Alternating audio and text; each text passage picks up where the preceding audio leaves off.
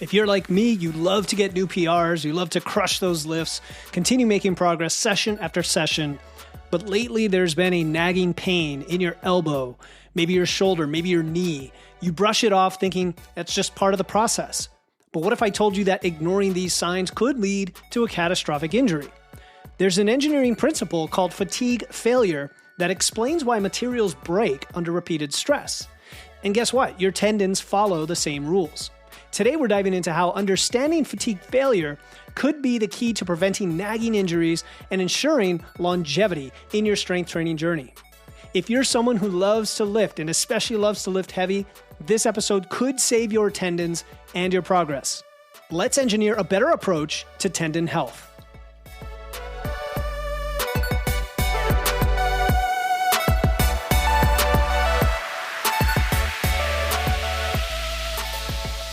Welcome to Wits and Weights, the podcast that blends evidence and engineering to help you build smart, efficient systems to achieve your dream physique.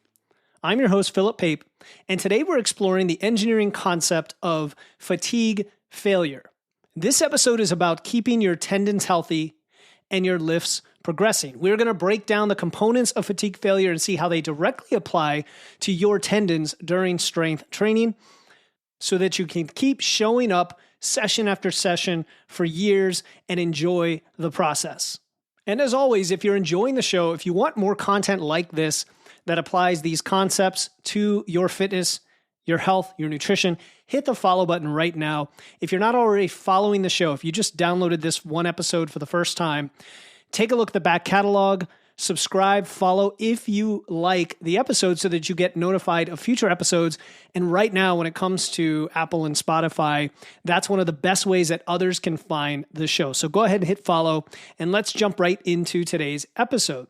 I want to start by breaking down what fatigue failure actually means in engineering, and then we're going to quickly apply that to your training. In simple terms, it is the weakening of a material due to repeatedly applied loads. Now, this doesn't happen all at once. It's a gradual process that occurs in stages, and that's where things get interesting for us as lifters because our body is physical system that includes these special tissue called tendons, and this is really where this process applies. So the four components in fatigue failure in engineering are cyclic stress, crack initiation, crack propagation, and final failure. So let's break it down. The first one is cyclic stress. Now in engineering, this refers to repeated loading and unloading cycles. In strength training, every rep of a heavy lift, so every rep of a bench press, let's say, or a squat, is a cycle of stress on our tendons. I want you to think about those heavy singles in that lift, right? That heavy deadlift, that heavy overhead press. Each one is putting significant stress on your tendons. The second component is crack initiation. In materials, this is where tiny cracks form at stress points. Now, for our tendons, this is the micro trauma that occurs with each heavy lift. It's totally normal, right? This is when you hear about muscles breaking down and experiencing micro tears. This is normal. It's part of the adaptation process, but you have to understand that this is one of the steps along the way. The third one is crack propagation. This is where those initial tiny cracks grow larger under continued stress. Now, in our tendons, this is what happens when we don't allow for proper recovery. Those micro tears start to accumulate and grow, and that leads us to final failure. In engineering, this is where the material can no longer support the load, and then it breaks. For our tendons, this is when a major injury can occur, like tendonitis, or unfortunately what I had, which was a rotator cuff tear, a tendon rupture. Now, here's where it gets really interesting because in engineering, there's a concept called fatigue limit or endurance limit, and this is the stress level below which the failure will not occur, no matter how many times the load is applied. So for our tendons, think of this as the sweet spot of training intensity and volume, right? Your stimulus that allows for progress, but without risking injury. And you might have heard of concepts like stimulus to fatigue. You might have heard of the fitness curve, stress recovery adaptation. They all kind of play on this principle of finding balance between the intensity side, where you're actually doing something physical and putting a load on your body, and the recovery side, which, let's be honest, many of us do not pay as much attention to or give enough credence to. So if we want to apply this knowledge practically to our training, I'm going to give you a few strategies here that I think are helpful. The first one is we want to prevent overloading. Now you might say, well, don't you talk about progressive overload all the time? Well, progressive overload is a misnomer. We're not actually overloading. We're simply loading up to an appropriate stress to cause an adaptation. So just as engineers design structures like bridges and buildings to avoid excessive cyclic loading, we need to be careful with our training loads. Now, this doesn't mean not pushing hard. It doesn't mean not using singles, but it does mean being smart about progressive overload and thinking about things like, okay, I'm not going to necessarily go for a 1 RM every session, or I'm going to cycle through different lifts as I test my 1 RMs, like in, for example, the West Side method. Or instead of hitting 1 RMs, I'm going to do doubles, triples, or even 5s, still hit it hard, still get close to failure, but it's not that high end, 90%, 95% of my maximum load. So there's ways to kind of balance this out. And I've experienced myself with my shoulder rehab that when I really push for singles or doubles, there's a lot of stress on the tendon. I know it's there. I can hear some of the grinding. I get some of the pain if I overdo it. And that's my body telling me that those are probably not appropriate for me. If you're still in a healthy state, you haven't gone through that yet, it's good to be proactive and get ahead of that. So preventing overloading just by balancing the intensity is a good strategy. The second strategy is, of course, allow for recovery. In engineering, materials need rest periods between these stress cycles. For us, this means adequate rest between your heavy lifting sessions. That's it. That's really what it means. It also means strategic deloads, right? Using deload weeks where necessary. Now, a deload isn't, let me just take the week off. A deload is, okay, if I normally train 4 days a week, maybe I'm still going to go in 4 days, but I'm going to drop a little bit of the intensity and cut out some sets or exercises to reduce the volume. Or maybe it means I'm going to go from 4 days normally down to just 2 days this week and sort of compress into some smaller full body sessions. Something like that, where you're basically giving yourself a chance to, fully heal up and recover before you get back to the next cycle of, say, 6 weeks, 8 weeks, 12 weeks, whatever. The third principle here, or strategy, is to monitor for signs of fatigue. So if you listen to my episode about experimentation and prototyping, engineers use non-destructive testing to detect early signs of fatigue. So they do things that don't push the material to their limit, but still push them enough to kind of get data. So for us lifters, this means paying attention to our bodies. Okay, I don't know if you hear my dogs barking, but they're paying attention to something. Anyway, paying attention to our bodies, right? That slight twinge in your elbow, that little bit of a spring when you do your bench press and it gets to that one part of the bench press, you know what I'm talking about? That little bit of a click in your shoulder, that little bit of a crack in your knee, right? Don't ignore those. Sometimes they're okay. Sometimes they're early warning signs of, impending tendon issues. I've gotten very in tune with that with my shoulder. And you may be familiar with that as well, but we don't want to push through that and push to the full fatigue point, right? And then number 4 is maintenance and repair. So just like structures undergo regular maintenance, we need to take care of our tendons. What does that mean? This means proper nutrition.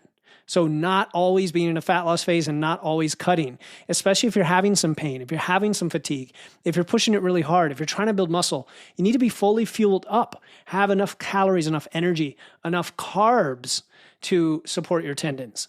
When I get into a period where I need to do some extra rehab, I decide to go into a maintenance phase so that nutrition is out of the equation. This means staying hydrated. This means if you need to loosen up a bit, if you need to do some stretching before jumping into a movement, do it, right? Some of us, we got the really tight shoulders or elbows. We're trying to do a back squat, like a low bar back squat, and you're just not able to get in there fully in one shot. So you can stretch into it, right? Get under the bar and just kind of stretch to that point where it becomes uncomfortable, back off, do it again, back off, and sort of ease into it, just like any other stretching work. And you may decide to incorporate regular periods of, say, 5 or 10 minutes of stretching a certain body part to keep it limber and loose. And it's perfectly fine. There's nothing wrong with that. Things like massage, right? Physical therapy, all those may be in the cards for you depending on what state you're in. So prevent overload, allow for recovery, monitor for signs of fatigue, by paying attention to your body, and give yourself some love in the nutrition and the stress and the other parts of your life. So here's a thought that might shift your perspective, right? In engineering, fatigue failure is not a flaw. It's actually a natural process that has to be accounted for when you design the part or design the product. What if we approach our training the same way? Instead of seeing tendon pain or injuries as failures or setbacks, we view them as valuable data points. They are telling us something about our design, right? When I hear people say, well, I got a cortisone shot for this, or I got some, I took some meds or some rest, and they're not addressing the actual root cause, that's a red flag, right? Because you haven't fixed the design. You're actually putting a Band-Aid on the situation. Sometimes a cortisone shot can relieve a symptom that allows you to improve the design, or if the design was correct and you're applying it in a context that is has pain or inflammation, even a good design can fail, right? So there's context and nuance here. But when you look at your training and your recovery strategies, and then especially your form and technique, those are the things that are part of your design, right? And listening to your body signals and adjusting those things so that when you're healthy, you're not exacerbating and furthering the injury, you're getting back to the root cause and fixing it. That's a very nice place to be. And this is a mindset shift from, pushing through pain to I'm designing my body for longevity. I'm designing it for longevity. And when you're 20, when you're 25, your body's so resilient, you don't notice these things. They will start to accumulate. So get ahead of it as early as you can. It really isn't about lifting the heaviest possible weight all the time, right? But finding the optimal balance of that intensity and that stress and recovery that allows for continuously improving without you breaking down. All right, so as we wrap up, remember this, your tendons. Your tendons are like the materials engineers work with, right? They have limits. They're physical materials. They're mechanical materials. But when you understand the limits, it doesn't mean you restrict your progress. It means you can optimize your approach for those. So when you're looking at your training session right now, when you're thinking about how you're training, how are you going to go to the gym tomorrow and next week, whether it's a 3-day full body, a 4-day split, a 6-day bodybuilding program, ask yourself, am I designing for just pushing it all out to get short-term PRs, or am I designing to continue making progress, get strong, get jacked, get swole, but also have long-term durability, right? It's not mutually exclusive. Pushing all out all the time is, but I'm saying getting the result is not exclusive with getting durability, right? Am I listening to the early warning signs, or am I pushing until something breaks? And that's where applying the concept of fatigue failure to your training is a very smart way to go. All right, if you found value in today's episode, as always, do me a favor and share it with a lifting buddy who's been pushing a little too hard, or who loves to hit PRs all the time, or that guy or that woman who talks about their shoulder, their knee, their elbow, right? And let them know about this episode and just to think about it a little bit differently. And of course, they could always reach out to talk specifics. I'm happy to talk about modifications for their training, food, other approaches, other types of programming, and so on. And then again, don't forget to hit follow if you haven't already, because your support helps us reach more people. Until next time, keep using your wits, keep lifting those weights, and remember, in training, as in engineering, sustainability, longevity is about smart design and listening to the feedback and the data. I'll talk to you next time here on the Wits and Weights podcast.